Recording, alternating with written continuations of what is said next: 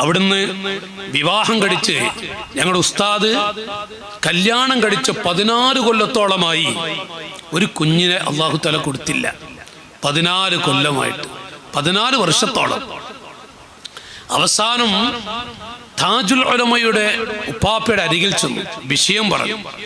മംഗലാപുരം ഭാഗത്തൊരു ഡോക്ടറുണ്ട്, ഒന്ന് പോയി നോക്കാൻ. ഉള്ളാളത്തെ ഉപ്പാപ്പയായിട്ട് ബന്ധമുള്ള ഡോക്ടർ, അവിടെ ചെല്ലാൻ പറഞ്ഞു.